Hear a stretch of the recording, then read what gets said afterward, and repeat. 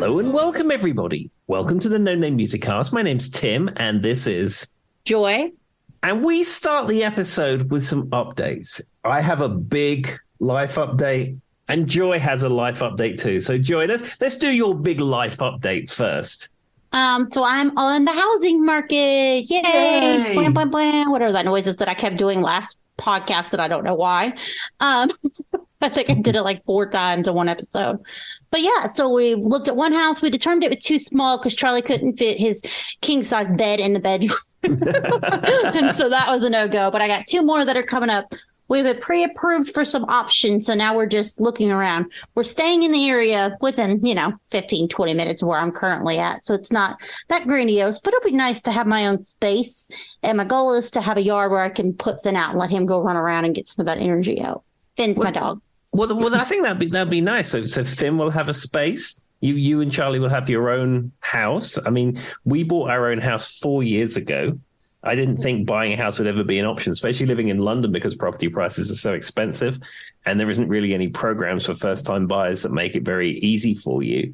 So moving here, and we saved a little bit of money, and we was actually able to buy our own house. So be interesting to see how this develops. I mean, effectively, you could be our neighbor. It's true. And I could be the one stealing Tim's recycling bin. And now I would do it on purpose. Oh, one other little small development. I have told Tim I am now the picture of health. Everyone should know I'm using a standing desk. He's a witness now. This is a real thing that's happened in the last week. Oh, fantastic. They've become very popular. I've had to set up a number of standing desks at work. People seem to like them. I don't think a standing desk would work for me, but if it works for you, that's what's good. Mine's convertible, so it can be standing or sitting. I couldn't do just standing because my feet are killing me by the end of the day if I'm standing for too long. But the reason I got it was for back pain, because I have back pain. I have a lot of back pain, and I naturally hunch my back when I'm at the desk. So I was hoping by standing, I could alleviate some of that. Well, there we are. You got both options available to you. Yep. And I'm waiting for the moment I leave this. It's not a button, though. It's like a little crank. And you know what's going to happen, Tim? I'm going to leave that little crank in there. I'm going to run in it. It's going to take my kneecap out at some point. Oh, dear. I think we need to, everything in that desk needs to be covered in bubble wrap. Nothing. There will be anything liquid near any of my electronical equipment. Anyway. All right, Tim, what's your stuff? So I traditionally have used, and I'm showing this to Joy, not that you can see it on the podcast, my clog of choice is the Troentorp of Sweden clog. And they're in the European size of 43 for all you fans out there of clogs. And I've had since, when did I start wearing clogs? Early 2000s? This is my 3rd pair of clogs. I get approximately 7 years out of a pair of clogs. Now, a year and a half ago, I took a clog diversion. It was a big diversion in the world of the clogs when I found out what kind of clog that Brian Mate uses. And he uses the Tofflin Classic clog, which is actually designed for operating theatres. They're an anti-static clog, but that is the kind of clog he wears. So I decided I needed to have some of those. So I got a pair of those, I think, for my birthday. And I've had those clogs for just over a year and a half or so, and they're not in good shape. I mean, they're white, so they're going to show the dirt. But like the leather or whatever they're made of has started to scuff off around the front, and one of them's actually got a crack in the leather. And I'm like, I get 7 years out of a pair of Swedish clogs, and I've got just over a year out of the Tofflin Classic clog. So Hannah for Christmas got me a pair of the classic Swedish clogs. I hadn't really worn them. And a few days ago, I decided to start breaking them in. So I've been breaking them in for about a week now, and I'm happy to be back. I mean, me and my feet are used to the classic of fit of the Swedish clog. And I don't know, my whole footwear experience has changed. My life has changed. It's perfect. Well, what's the cost difference between the two? Are the costs similar for each brand, or were they kind of different? Well, the Tofflin Classic clog, you can buy them here, and I think they're $79 or $75. The Swedish clogs are slightly more expensive. They're in like the 100 range.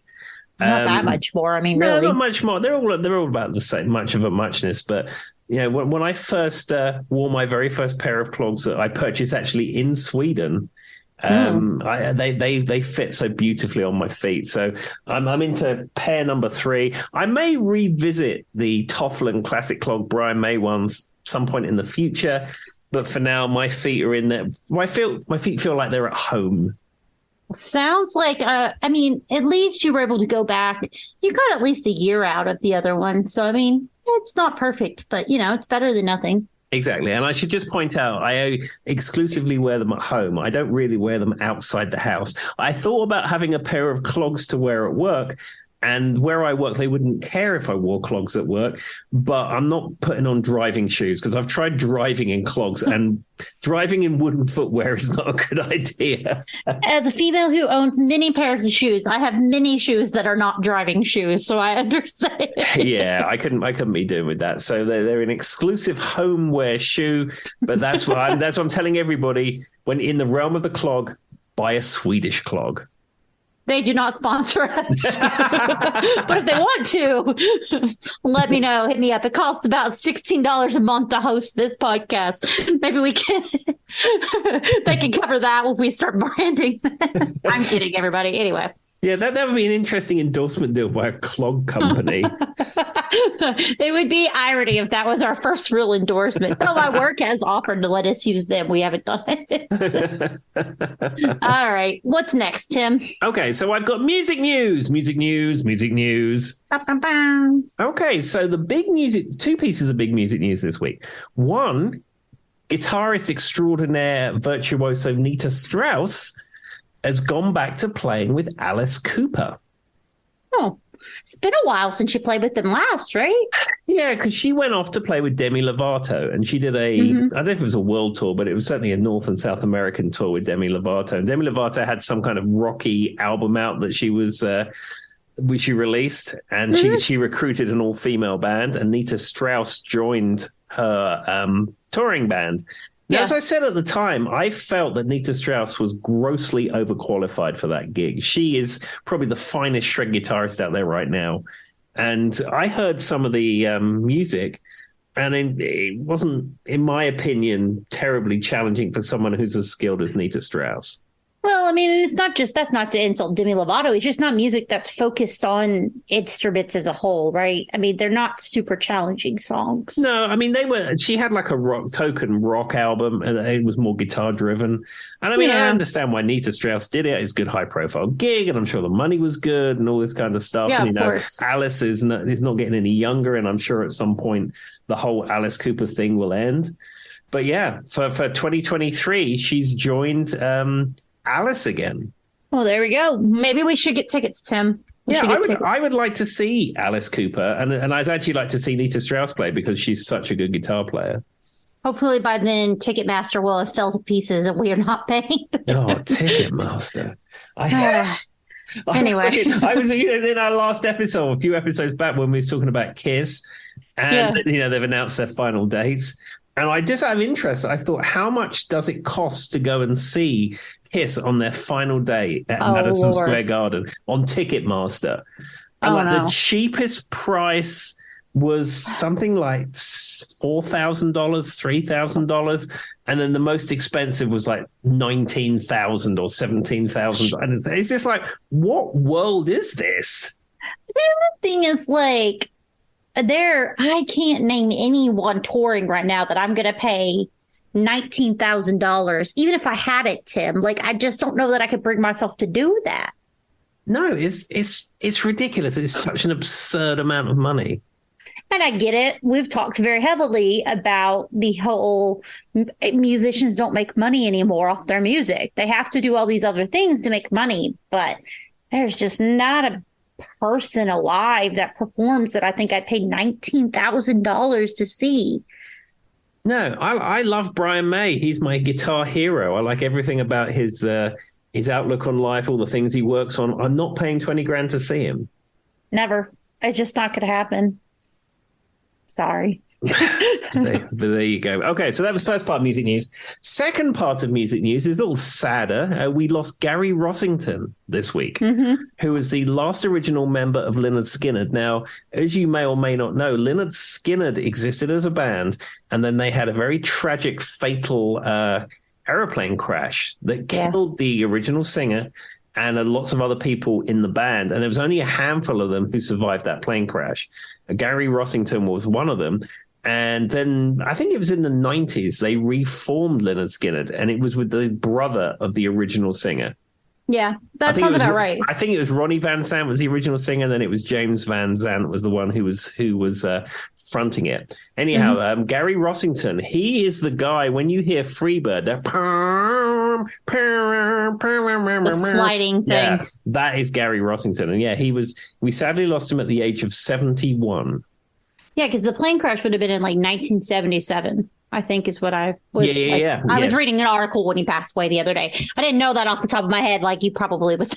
But yeah, no, and 3 members died in the plane crash. So that is pretty sad. I mean, you never want to be like, I hate to be that person. Nobody likes to say, oh, they lived a good long life, because that's not what his family wants to hear. But I mean, it sounds like he spent his life doing what he wants to do. So exactly. But yeah, I don't know whether Skynyrd will carry on. I mean, I'm assuming they were still touring or still touring up to this point. I don't know. Never really looked into it. As you guys know, they played that one song that I'll never hear ever again. Actually, there's 2 of them that I never want to hear again. So I don't think I would have went out of my way to find them in concert, but I do know how talented they were as far as their actual skill in playing and putting out music and that kind of thing. Yeah, and one thing about Skynyrd is that they gigged relentlessly. I mean, Hannah was going to go to a music festival, and it was somewhere in South Carolina. I don't think it was at the beach, but it was down that sort of way. And she wanted to go because the Darkness were playing. It was one of the first set of dates that the Darkness were going to play. So she was really excited to see the Darkness, and Darkness was on the bill that day, and Lynyrd Skynyrd were as well. And because there was a hurricane coming in, the Darkness pulled out. But Lynyrd Skynyrd don't care. They carried it. They still play. Of course. I would say I love The Darkness, by the way. Just Hannah's right on the money with that one. Great band. If you guys have not went down that rabbit hole, me and Tim would both suggest it. Yeah, The Darkness are an absolutely fantastic band. They have a cheekiness about them. And Justin Hawkins has got a very unique singing voice. But I mean, they're a great band. And they're very reminiscent of like the older bands that Tim really loves, I think is part of it. So they really match into that. Their sound, their look. They would probably put on a hecka good. That's my PC version of what I was going to say. Hecka good. Good concert. I would think that their stage show would be awesome. Yeah, and their drummer is Rufus Taylor, which is Roger Taylor's son. Now, Rufus Taylor played on the Taylor Hawkins tribute concerts. And most people who watched those tribute concerts said that he was the best drummer of the day. Now, as we all know, the Foo Fighters have been announcing dates left, right, and center for this coming summer. They're playing festivals, they're playing solo shows, they're doing all kinds of stuff, and they haven't said who the drummer's going to be. I'm assuming it's going to be Rufus Taylor. That would be my guess, too, just based off of all the things I've seen and everything I've heard. And I think that he's a natural. Like, when you see him play, it seems to come very natural for him. So absolutely. I mean, as I was saying to Hannah the other day, being in the Darkness is cool. They're a great band, and they tour internationally and have a big following. But they're not the Foo Fighters. And if Dave Grohl says, hey, do you want to come and join the Foos? I think I'd probably be doing that. I mean, generally, most people who've never actually went and sought out is the word, Tim. Sought out any of the Darkness music. They're not going to know anything besides, I believe in a thing called love. I could generally see most people thinking them as one-hit wonders. And to some extent, they probably were. There's just a cult. They're kind of like a cult classic. Like there's like an undergrad of people who love them. And if you get one of their albums and you hear the rest of the music, you'll be hooked. It's so good. They're actually grossly underrated, but Tim is 100% right. The Foo Fighters, knocked that out of water by like 1,000. Yeah, I would recommend Permission to Land. It's a starting point for the Darkness, and it's absolutely fantastic. And actually, cycling back to the Foo Fighters, did you hear about Dave Grohl at a homeless shelter in Los Angeles? Did you hear about that? Yes, and Tim knows my feelings on Dave Grohl, but I'll give him this. This was awesome. Where he's big into making barbecue, which I didn't know. And so he went and he made barbecue for how many hours? Do you remember what they said? It was 16 hours. It was a big homeless shelter in Los Angeles. They had those winter storms come through. He owns like the biggest like barbecue smoker I've ever seen in my life that you have to pull with like a semi truck. I saw a picture of it. I did too. And he bought all the food and he stayed there for 16 hours making barbecue for people. That's awesome. And if you watch it wasn't just like he made it. Like he was serving people, he was talking to people, he was handing things out. Like he really looked like he was fully invested in that moment, which was really cool. And I think, he paid for everything too. So like everything that went out, he paid for. So yeah, and he wasn't looking for publicity. The only pictures that exist are people who took sneaky snaps of him working. He wasn't like press releasing it or anything. He just did it because he wanted to. And they generally just look like somebody who's scooping up food and handing it to someone. It's not like a set up curated event. No, absolutely not. And I mean, we've spoken before, like John Bon Jovi, he has these soup kitchens. And again, he does it because he wants to give back. He doesn't want to do it because it's a press release. Yep. And I've always wanted to visit one of his soup kitchens. I haven't, but I thought it would be cool. But there we go. Okay, so that wraps up our music news for this week. This week is my topic. Joy maybe have a hint of knowing what this is. But this week, I decided to pick the topic of Paul McCartney Solo Hits. I kind of assumed Tim gave me one specific song to listen to, and I figured it might either Tim figured some weird word to weave together a bunch of songs, or it was Paul McCartney. Now, I should qualify this. When I say Paul McCartney Solo Hits, I am going to bring in some songs from Wings. I wondered if that was coming. That was a clarification I had. Yeah, because like if you look at the songs by Wings, it's always Paul McCartney and Wings. And I mean, Yeah, I know Wings had Denny Lane in it and stuff like that, but really, it's the genius of Paul McCartney. It really is. And remember on the episode that I did where we discussed like weird places people have performed music? Do you remember Wings was the band that was on a boat? And they said it was absolutely terrible. I mean, some would say Wings were only the band that the Beatles could have been, but that is a Partridge quote. So Don't know how I feel about that, but I appreciate the humor. Okay, well, let's just talk about Paul McCartney very quickly. I mean, he has got such a huge career. In 2 minutes, I can't sum that up. But, Paul McCartney, whose name is James Paul McCartney. I don't know if you knew that. Weirdly enough, I didn't. No, well, they are. He was born in 1942. He's 80 years old. Wow. And he's still getting it done. He's been married a couple of times. Well, 3 times, in fact. And he's currently married to Nancy Chevelle, who he married in 2011. And was she the one who did the vegan food? Was that her? No, that was Linda McCartney, or Linda Reisman, as she was when they got married. Fair enough. All right, move along. Yeah, he's a lifelong vegetarian. And also, he's a Sir. He's Sir James Paul McCartney, MBE. That's a long name. Absolutely. He has 5 children. And he was in a band that you may have heard of. They were the Beatles. Have you heard of that? Yeah, I had something like that. I was like, for like a hot second, I think they were around. I mean, they're sort of an underground act. I mean, not everybody's heard of them. They're a boy band, Tim. Are they or are they not one of the original boy bands? That's the question. Well, there we are. That's just a quick overview of Paul McCartney. I'm sure most people already knew all that stuff. But anyhow, so what I've done is I've picked out some songs from the Paul McCartney solo catalogue, including Wings. And I thought it would be interesting just to have a chat around those and see where it goes. So the first song I'm going to pick is the one that Joy had to listen to. And this is called We All Stand Together. And it is sometimes referenced to as the Frog Song or the Frog Chorus. Now, have you ever heard that song before? No, I don't think so. It didn't. I've never heard a song where there was a frog chorus in it off the top of my head, so I don't think so. Yeah. I mean, it has a very interesting video, and I didn't really know much about how this happened or what brought this around, but apparently there is a animated film called Rupert and the Frog Song, which is about Rupert the bear. It's only a 13-minute cartoon, and it was written by Paul McCartney, starring Paul McCartney, and it just seems like a long-form video excuse to have the Frog Song in it.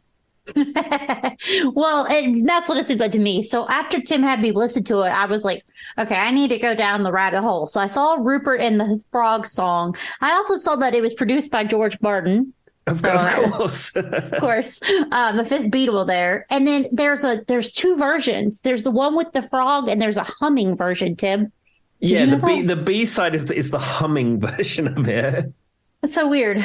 But there's frogs singing in it, everybody. Just FYI, there's actual frogs. Yeah, I would probably check this out. I mean, it's no maybe I'm amazed, but I mean, it's an interesting part of the McCartney catalog. So when I was looking at this, apparently some people out there they feel like that Paul McCartney's writing abilities and stuff have went downhill after he got out of the Beatles, things like that.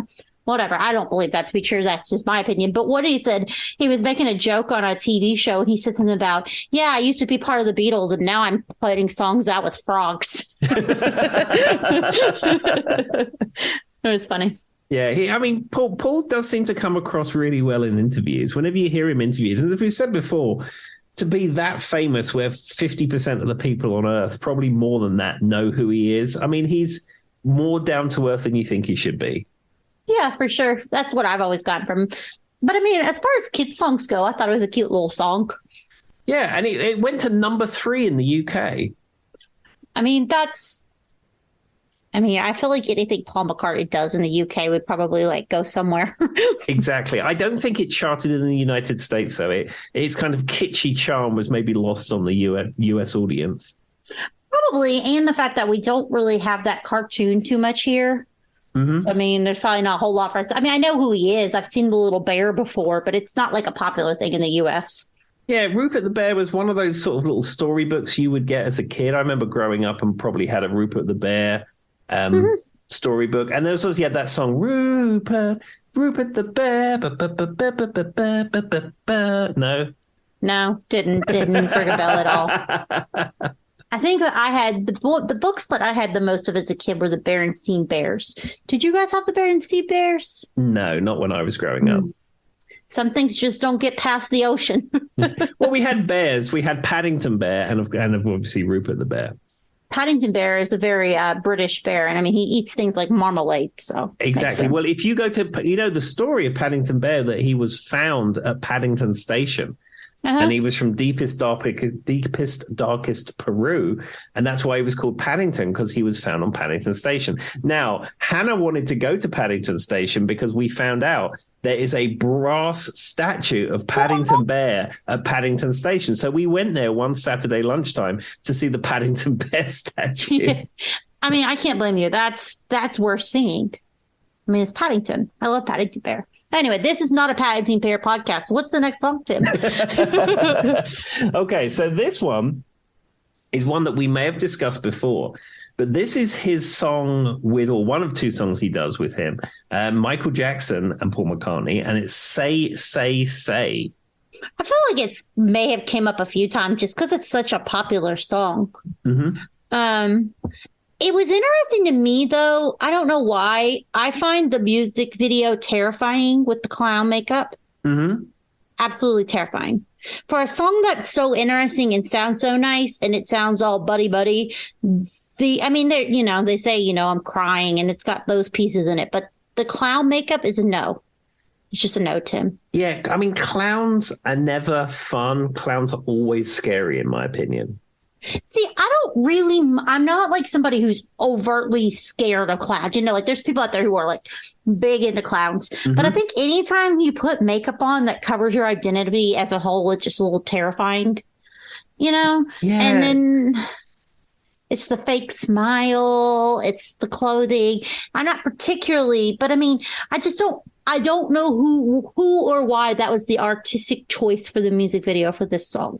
I don't know. It does seem completely out of context of the song. Mm-hmm. Yeah, I'm with you. I've seen the video and it's weird. And there's also another version where Michael Jackson is promoting Pepsi. Well, Michael Jackson promoted Pepsi everywhere all the time so badly. One time he caught his hair on fire. Yeah, so they say that's what started a lot of his downfall, was his hair being on fire. He had so many burns on his face. That's what started his work, him having a lot of cosmetic surgery. And, he got addicted to that, changing his look. And it all stems from that Pepsi commercial where his hair's on fire. So what I've heard from like actual people who are in the mental health field and talked about so what they think is he had some form of body dysmorphia. Mm-hmm. Body dysmorphia is where when you look in the mirror, what you see is not what you really look like, right? Mm-hmm. You'll see, you look 50 pounds heavier than you normally do, or you just take, what you see is out of context to relation to I have a huge nose, but when you see it, you feel like you have a giant beak. So what they're saying is he had already had some mental issues with the body dysmorphia. So when he caught his hair on fire, it kind of I can change things. I can do differently. Though that accident was horrible. I didn't mean it to sound sarcastic. I was just saying it was a Pepsi ad, right? When he caught on fire. Absolutely. Yeah. I mean, there is footage on the internet if you can see the outtake of that.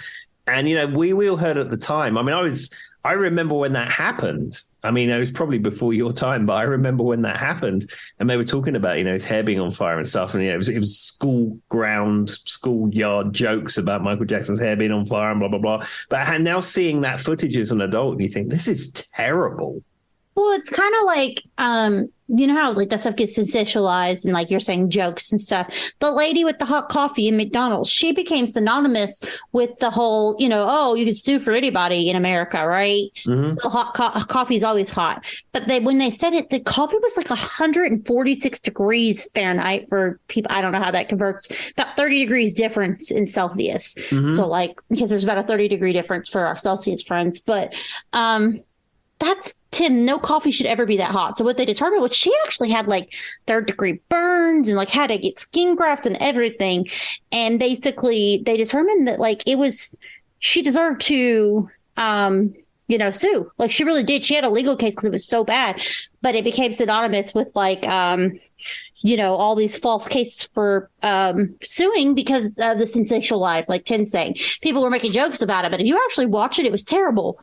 Yeah, there is a documentary on Netflix about that. And it's the Netflix, I don't know whether they still have them, but Netflix used to have a lot of amateur-made documentaries at one time. I think they've moved into sort of more high-end content and content they make themselves. But certainly at the beginning of their tenure of being sort of the streaming giant that they turned into be, there was a lot of amateur or student-made documentaries. And there was one about that. And there are photographs of that lady being burnt. And it is terrible. It looked really rough. I watched that one, Tim. That's exactly the one I'm thinking of. And she had to have skin grafts, all kinds of stuff.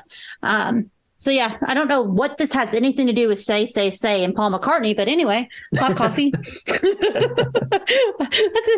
I just did a 360, Tim. But yes, Tim's right. It's really bad. And if you haven't seen it, I think it's still on Netflix. Absolutely. Okay, well, let's move on to another McCartney song. Now, this is a favorite. This is from the album of the same name, and it's Wings, but it's Paul McCartney and Wings. It's basically Paul McCartney.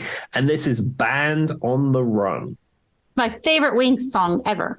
It's fantastic. And there is a great version. Going back to what we was talking about Dave Grohl, when Obama was the president, he had some music things going on in the White House. And he had Paul McCartney playing, and Dave Grohl got up with the band and sang Band on the Run with McCartney's band singing it back to McCartney. It's absolutely fantastic. I mean, that is the one song that comes to mind when I think of Wings. I don't really think of anything else. It's the first thing that comes to mind. It's the literal, I don't know if there's something they're doing with the, guitar, but it's that sound that they make in the background. It's the way the song kind of grows on itself. It almost feels like the song itself is running in some weird loopy way that probably makes no sense if you've never heard that song. But if you go listen to it, Tim knows what I mean. The song is so fast paced. It kind of plays to the Band on the Run idea. Absolutely. I actually have an unfinished music project. I can't speak tonight. What's going on? You've entered my brain. Of Band on the Run. I found the stems of Band on the Run. So I got the original bass and the original drums, and I rebuilt the whole rest of the track, me playing all the stuff. And my plan was I was going to get a really great singer that I knew. I hadn't decided who's going to be, but I know I'm lucky to know a lot of really good vocalists. And I was going to get a really good, strong vocalist to record the vocal, and then I was going to make a video for it and put it on the internet. And it's 80% finished. And like a lot of my projects, I get to about 80% finished and get distracted with something else, and I haven't finished it. And it's sitting on this computer, and it's been on there for about 3 years, and I really need to finish it. Well, if anyone's out there listening who would like to do the vocal, send Tim an email. Well, I need to re-record some of the guitar parts. I need to put acoustic guitar on it, and there's some other bits I need to finish. But I think it would be great when it's done. But yeah, I don't know. I need to finish that. Well, I do know Rolling Stone, the top 500 or whatever thing everybody talks about. Band on the Run is like in the 70s on that list of best songs of all time. Oh, absolutely. I mean, I've heard Paul McCartney play Band on the Run. When I saw him in Greensboro a number of years ago, that was a real high point in the set. I mean, when it comes like, and it opens, fantastic. I don't know. And like I said, you just have to, if you've never heard that song, which it'd be hard for me to find somebody who's never heard Band on the Run. Even if they don't know it by name, I figured they've heard it on the radio, right? Seven don't know they've heard it. Sure.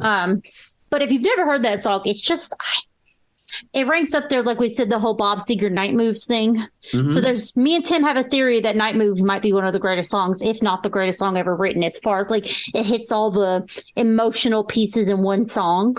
Yeah, it's perfect. I mean, maybe it's not the best song, but it's the most perfect song. I mean, that's me and Tim's theory. And so I would say Band on the Run is up there like that with that kind of thing. Yeah, absolutely. I mean, I just love everything about Band on the Run. In fact, the whole album, I'd recommend the whole album of Band on the Run from beginning to end. I agree. And it was famously recorded in Africa, in Lagos, and like Paul had almost finished the album, and he had all the demos in a bag. And they, Paul being Paul, he's a cool guy. He's like, oh, I don't care if they say it's unsafe around here. I'm just gonna go out for a walk. And then him and Linda got mugged, and someone stole all the tapes. So he had to go back to the studio and remember how all the demos went, and then rebuild all the tracks from scratch. That's like one of those days where you're like, of course. Exactly. It sounds about right. But yeah, I highly recommend the whole album. It's fantastic. Agreed. Well, there we are. All right. Well, let's move on to another McCartney track. Now, this is a fabulous song, and it comes from McCartney 1, as it's now known, but it was just McCartney when it came out. This is the first solo album that Paul McCartney came out with after he left the Beatles. And that album is a little uneven, it's fair to say. There's some high points, so there's some low points. It's not as even as some of the catalog that he comes out with, later on in his career. But certainly this track is the best song on the whole thing. And that's Maybe I'm Amazed. Yeah, and probably once again, with Band on the Run, what are the main songs you hear or think about when you think about Paul McCartney as a whole? Absolutely. I mean, it's a song that he wrote for his wife, Linda. Yeah. And it's just a really good song.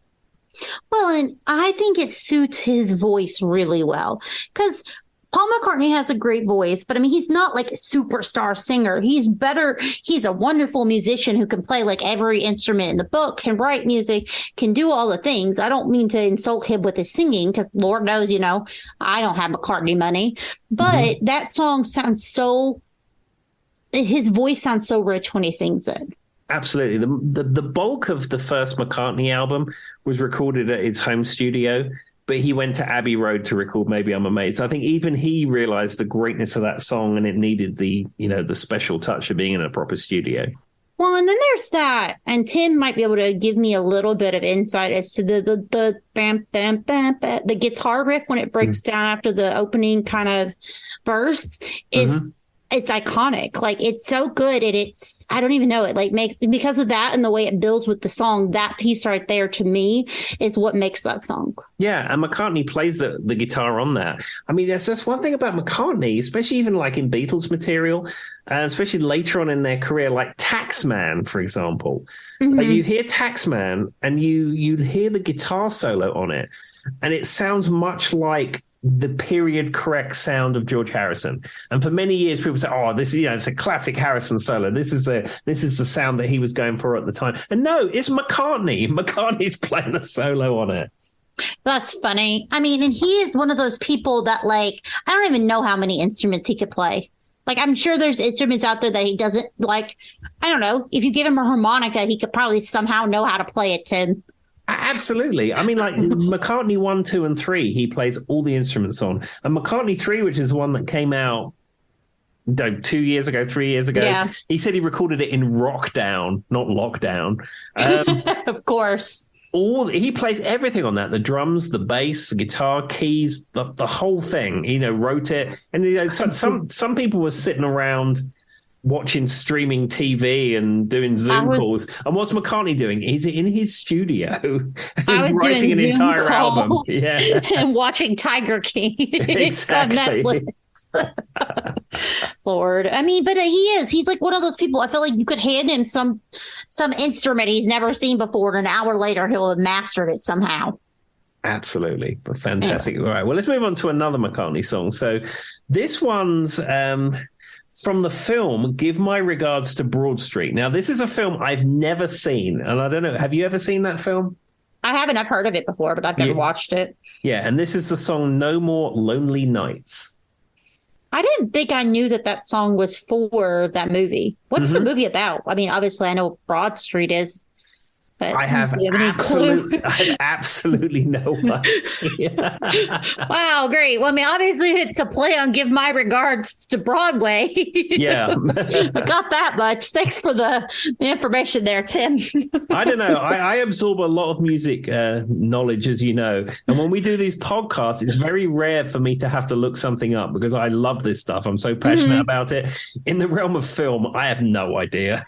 It's funny you say that because, like, the things we talk about on the podcast, because I already love this stuff too. For those who don't know, me and Tim told this story a few times. We used to kind of chatter about music, and he realized I knew a lot of stuff and he knew a lot of stuff, and we were both old musicians. It was just kind of like our passion, right? And we were just like, Tim, and I had mentioned I wanted to do a podcast, and then Tim was like, well, I'll do the editing. You just show up and banter with me. And I was like, fine, let's do it. But I've learned so much more doing the podcast than I even knew before we did the podcast. Like, I didn't know Blondie was, possibly kidnapped by Ted Bundy. Didn't know it. But now I know that. And now I just saw a headline where somebody was talking about it. But it's funny because people will say stuff in real life and I'll be like, oh, wait, I know that because da-da-da-da-da-da-da-da. Like, it's like coming back in life now.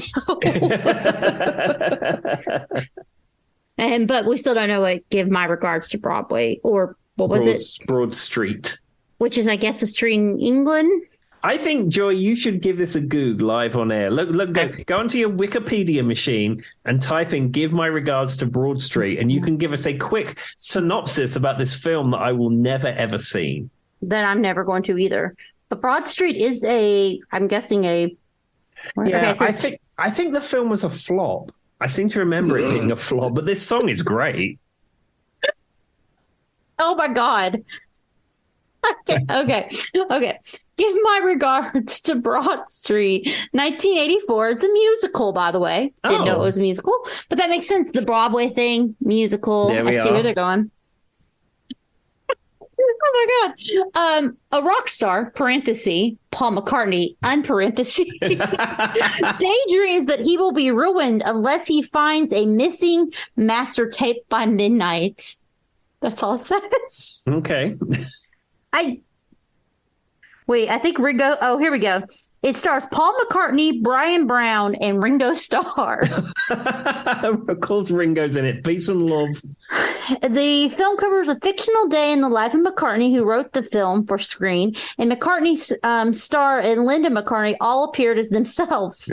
Spike gives my regards to I keep wanting to say Broadway, Broad Street, being unsuccessful both financially and critically. Its soundtrack album, what Tim was saying, sold very well. The title is a take on George M. Cohan's show tune, Give My Regards to Broadway, and makes reference to London's Broad Street Railway Station. There you are. There it is. As I said, I seem to remember the film being a flop, and there we are. You have confirmed that. I just like how it's just the whole plot is I need to find a missing tape, but like that, no context as to why. Anyway, what's the next song, Tim? Well, the next song is also from a film. Okay. But this film was incredibly popular, and it's one that I watch every Christmas. And this is Live and Let Die. Okay. I mean, that is another song that I don't know. I feel like it's played all the time in situations to convey a certain message, but I'm not exactly sure what message they're conveying. Like, I feel like it has such a feeling to it that like it's used in movies all the time.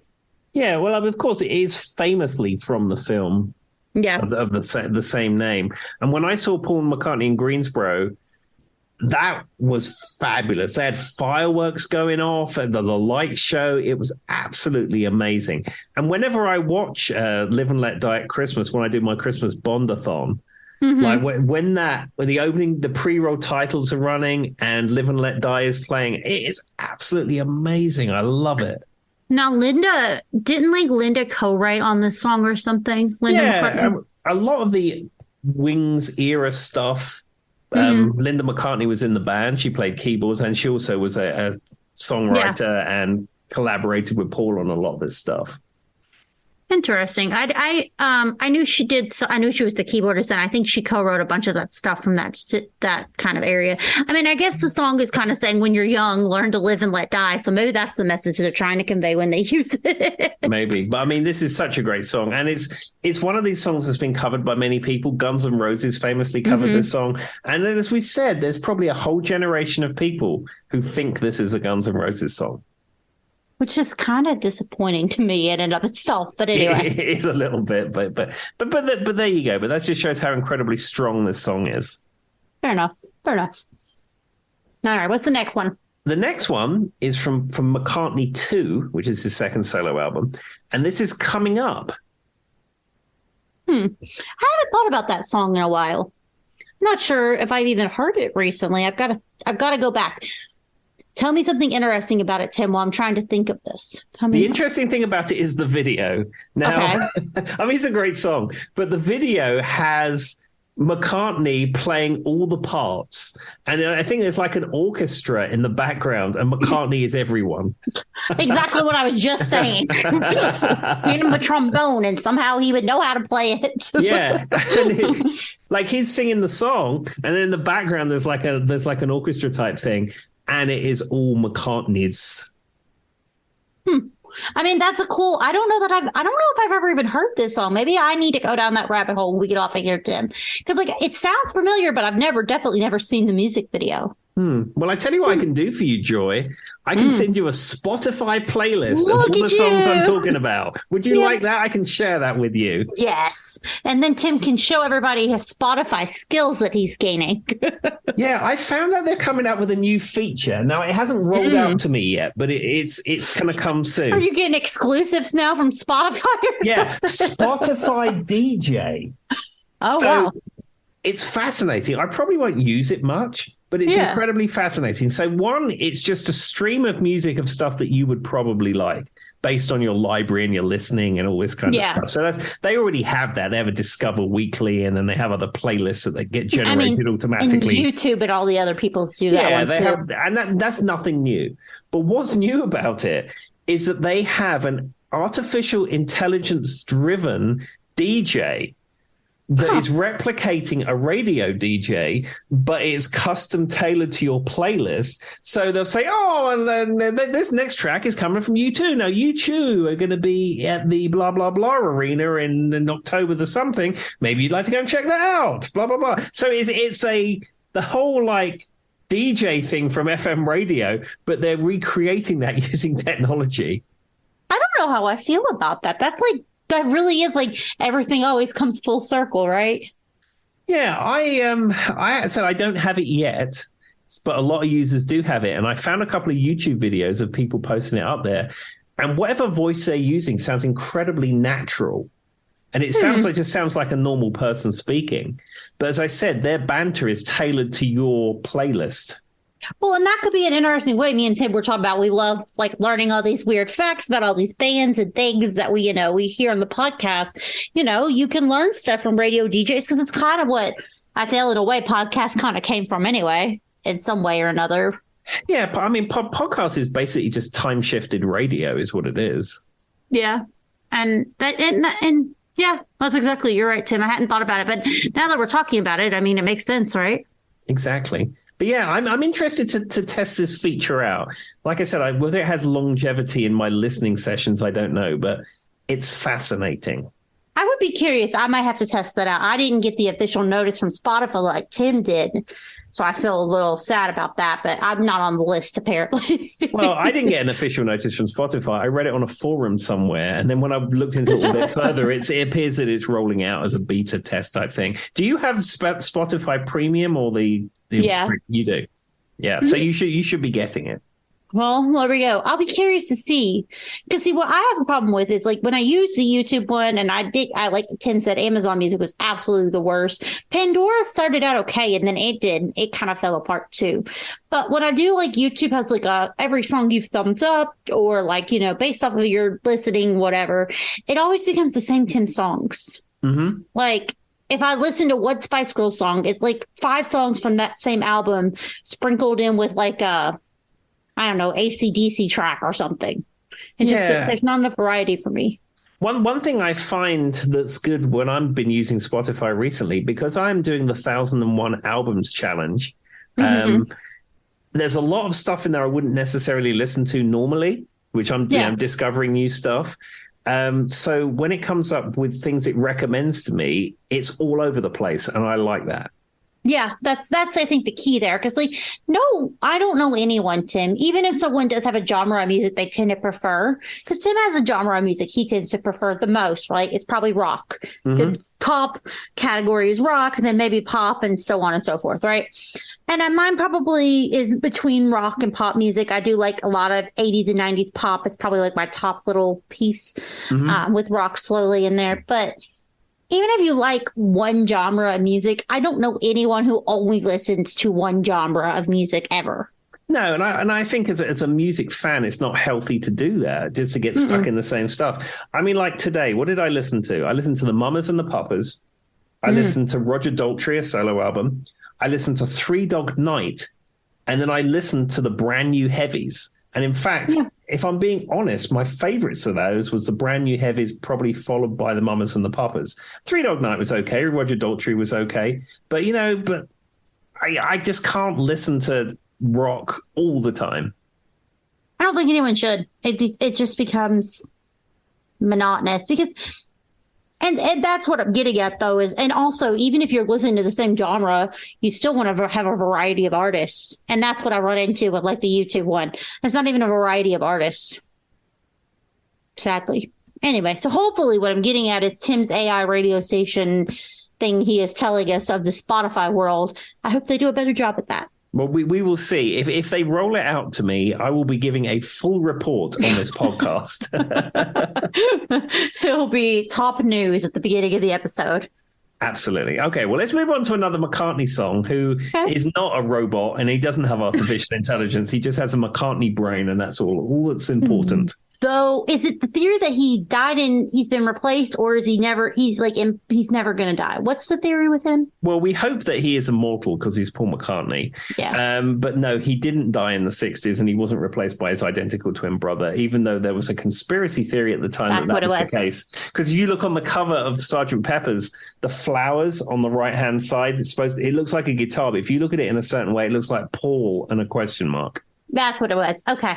So that didn't happen, and the AI voice is not him, like somehow as a ghost. Okay, moving along. Okay, so let's move on to this one. This is another Paul McCartney and Wings song, and this is Let 'Em In. Oh, I haven't thought about that song in a while. Now, the interesting thing about Let 'Em In is it has a doorbell sound at the very beginning of the track. Yeah. And we bought a Amazon doorbell, like wireless doorbell, that has 500,000 different doorbell variations that you can go cycle through. But the fifth one as you go through is the same doorbell sound from Let 'Em In. And that's what we have in our house. It would be funny though if after it made like the sound, it just the somebody's knocking on the door. Somebody's what is it like? Someone's ringing the bell, like just on repeat until you answer. That would be funny. I remember I thought that song, like, I always thought it was weird because he's talking about like family members. Like there's like a cousin and a mom and there's like a brother. I never quite understood who's coming to the door. Well, I think everybody's coming to the door. Just let them in. Isn't all the families just coming in? Maybe he wrote it about his family reunion. Maybe. Could be possible. Tim's like, unlikely, Joy. I don't think that's true. Well, plus, family reunions are more of a US thing than a UK thing. No. I've never thought about that. So it seems very interesting to me. And Tim, you could shed some light on this. And maybe I'm crazy. So the way traditions work in America versus the UK are very interesting. So we've talked about on this podcast in America, we have like school dances, which Tim says not really a thing.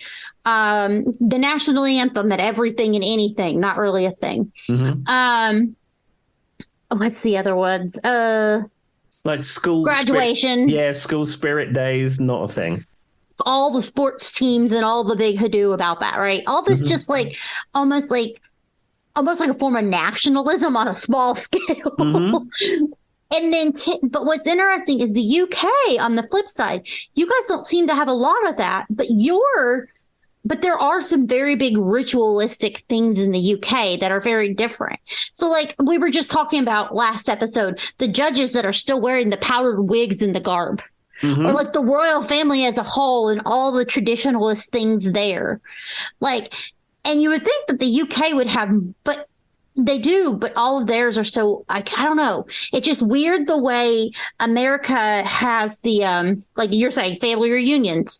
I don't even know, if you said family reunion in the UK, would they know what that is? Never know what it is. I mean, I'm sure people have them, but certainly, like Hannah's family has this family reunion every year or every couple of years or something. Ours is like bi-yearly or something. Yeah, every 2 years. I've never heard of anything like that in England, and even like school reunions as well. Not really a thing. That was my next question. So school reunions aren't either. Interesting. So, are there any is there any type of traditions that like would surprise people that people in the UK do? I mean, it's hard to, like Christmas things, I suppose. It's hard to really pinpoint it, but it is interesting that the UK culture is different. You're saying like about royalty and powdered wigs and all that sort of stuff. I think because the country is so old. Yeah, and that's and the United States isn't old, so a lot of this stuff goes back to who knows 1600 and something, whereas the USA is a very young country in comparison. And that's what I was thinking. The things that it seems like they hold on to tend to be the very, very old things, which obviously I know America's 1776. I get it, whereas the UK goes back. Thousands upon thousands of years. So like, it's just interesting. And then it makes you wonder where we learned, like we we came from the UK, most of us sit in America, like we started there. So like the way we've kind of picked up on our own traditions, it's just interesting. There we go. Had nothing to do with the song, and all Tim told me was that Paul McCartney probably wasn't letting cousin Susie in for a family reunion. Because all I remember about that song is that opening thing about open the door and then the doorbell, and then there's a part where he's like, cousin Susie, I don't know, brother Luther or something's coming. I haven't heard that song in a long time. Well, there we are. Okay, well, let me take you on to another McCartney song. Now, this is a song that we have covered before, and I'm hoping you've heard it since, or maybe you heard it before, I can't remember. And this is the fabled song, Mull of Kintyre. I haven't heard it before, but I've definitely heard it since Tim put me onto it. I don't know. I guess it wasn't very popular in the United States. I'm not really sure. And what the heck is Kintyre? The Mull of Kintyre is a place in Scotland. Oh, well, Scotland's going to hate me. It's going to be like New Zealand versus Australia all over again, Tim. They're going to hate me all over the internet. Is it just a place? I think it's either a water feature inlet or some kind of mountain range or something, but it's a place in Scotland. Now that I said that, I feel like we had that exact conversation and you said those exact words to me, Tim, last time. And I don't remember. I mean, I guess he's singing it. Is he in Mole of Kintyre in the video?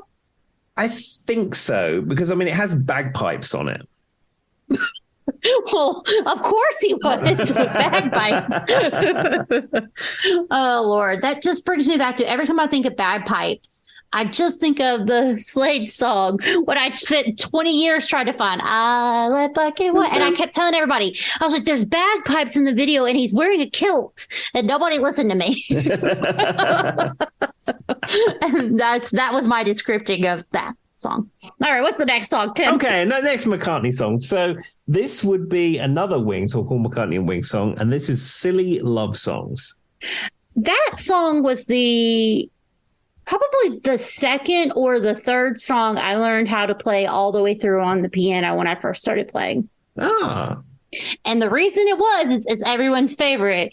You know, the little Casio with the light up keys at the time, that was one of the songs on there. So I made it my mission to follow all the light up keys because I was learning the piano as it was. And then, I added the chord progressions with the notes. And there you go. That was like the third song I learned.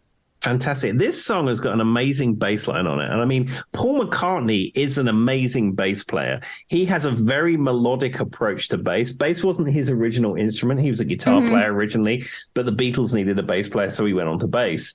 But he has his lines are legendary. I mean, sometimes what I do when I listen to music is I'll listen to it with the headphones and I'll deep listen.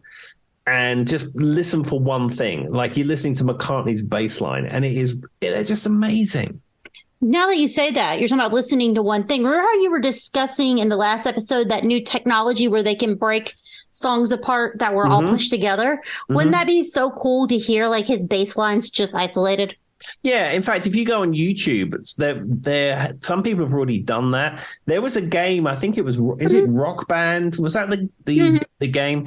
Or Guitar Hero, one of the two. Guitar Hero or Rock Band. So as part of that game, I don't know how it pertains to how the game was coded, but a lot of those songs had to be stripped into their component parts for them to work with the game. Yeah. And then someone worked out how to put the discs in the computer and extract the WAV files out.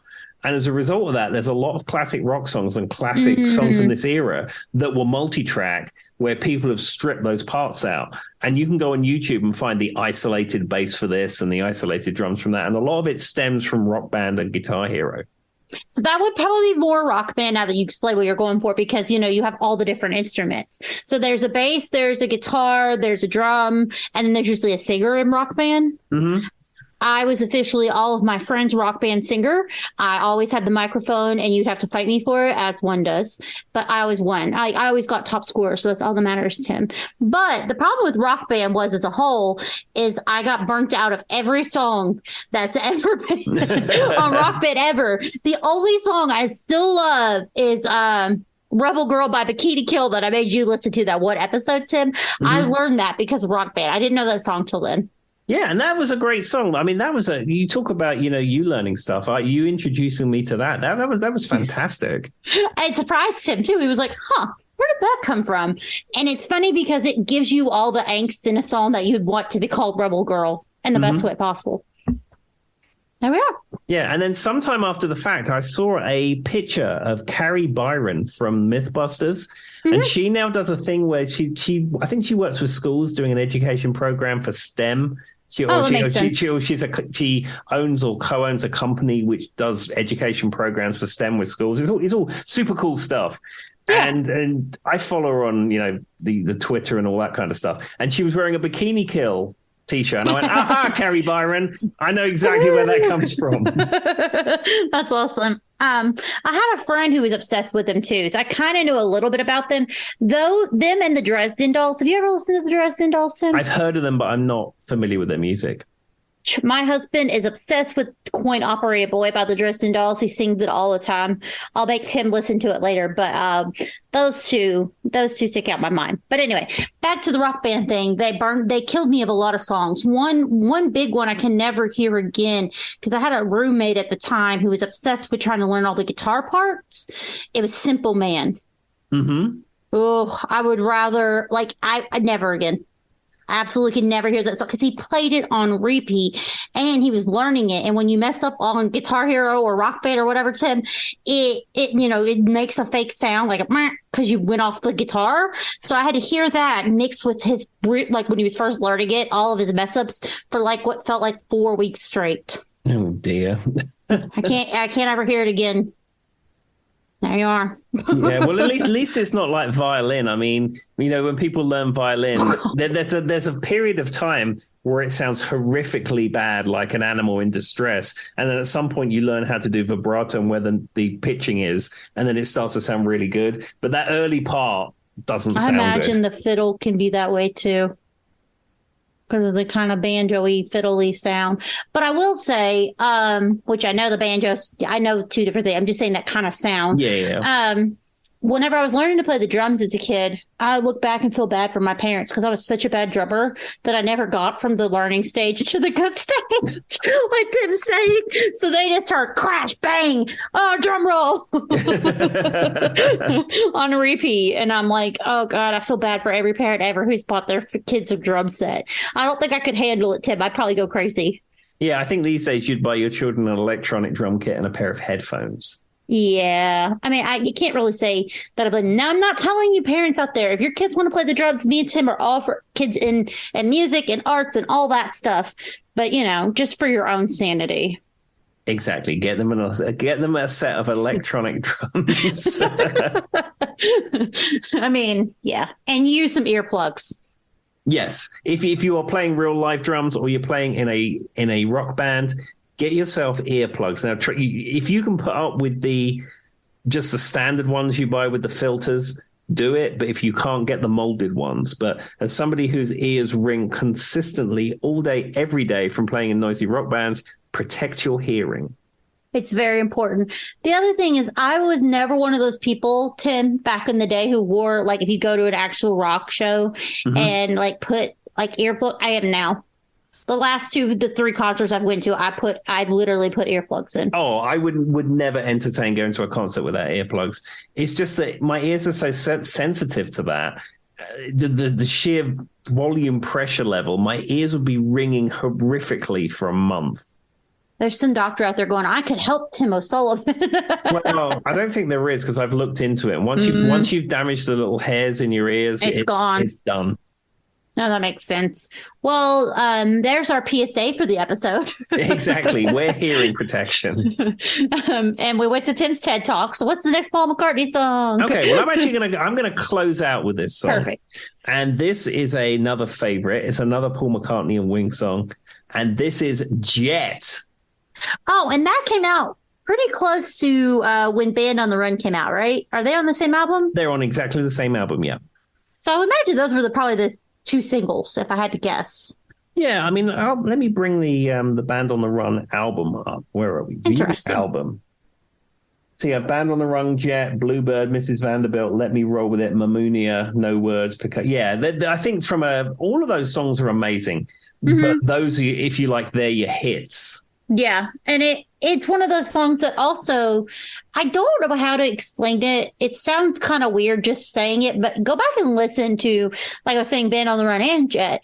The way the song is written conveys like a sound for what they were going for, and I don't know how to explain it. Mm-hmm. And it sells the song to me because I like those kind of, I don't know, larger than life kind of songs sometimes. And he does a really good job of that, on top of just knowing how to play every instrument in the world. The other interesting thing about Jet, it appears in an episode of I'm Alan Partridge. He's in his bedroom in the Travel Tavern. He's jumping up and down on his mattress. He turns the radio on and Jet is playing. And he's going, Jet! And he's jumping around and he dives off the bed and then he hits his head on a dresser or a fridge or something. And then he has a huge black eye in the next scene. The interesting thing about this is McCartney typically doesn't license his music for TV and movies. He very rarely does that, especially his solo music. You won't hear it typically in programs like that. But McCartney was a big fan of Steve Coogan and Alan Partridge, and he approved it because he liked the character. I mean, could you imagine if you were a character on a TV show and like Paul McCartney said they liked your character? You'd be so starstruck. You'd be like, oh my God. How is that possible? Absolutely. Like, even if you're the most famous person in the world, you just be like, I don't know how that's possible. I don't know how I would react. I'd probably get a big ego trip and end up on a diva episode of the No Name Music Cast. Yeah, maybe you'd have a whole diva-sode just dedicated to you. I don't know. And before we close this, Tim, I do want to make one announcement, one little housekeeping thing. There was a comment on our Facebook. I don't know if you saw it. So I guess there's people out there who don't know that you can find us on all the things. So me and Tim's the No Name Music Cast is on obviously our website through Buzzsprout, but we're also on iHeartRadio, Spotify, Apple Podcasts, Google Podcasts. What else am I missing, Tim? We're on Pandora, have podcasts, Amazon podcasts. I think there's I don't know, basically anywhere where a podcast is published, our podcast is available. Now, when I post the links out to Facebook, Twitter, and my own personal page, my own personal Twitter, I put the link on, which is the one that Buzzsprout is the company we use to publish our podcast out there. But if you click on that, yes, you can listen to it on that link, but it also gives all the little icons where you can open it up in anything else. So if you're an Apple person, Apple Podcasts, if you dig Spotify, you can get it on there. Or as like I said, if you use Amazon or iHeartRadio or any of those other platforms, we are everywhere. Yeah, that makes sense. And well, that doesn't make sense. That's not what I would say. Yes, we are everywhere. I don't know why I said, yeah, that makes sense. Of course it makes sense. But no, for those who are wondering, if you're listening to this and you've been going to the Buzzsprout link and you prefer to listen to us on iHeartRadio or whatever it is, we're probably there. Just search us in the little search bar. Absolutely. I mean, I look at the stats and I think a good chunk of our listenership do use Apple Podcasts and Spotify and all that kind of stuff. But yeah, if you have a preference of what you want to listen to, it Google Podcasts, whatever your thing is, we are everywhere. There's no escaping us. And we're even on those weird little off branches that are like Castbox and like different names I can't think of off the top of my head. So yeah, if you can't find us and there's some medium we're missing, feel free to message us and we'll see if we can get on there too. There we are. Our friends at Buzzsprout are very, very helpful in that respect. Yep. All right. Well, do you have anything for the people, Tim? Listen to Paul McCartney this week. And when you finish listening to Paul McCartney, be extra kind. All right. Bye. Bye-bye. See you later. Bye-bye. To remind me of another day to love.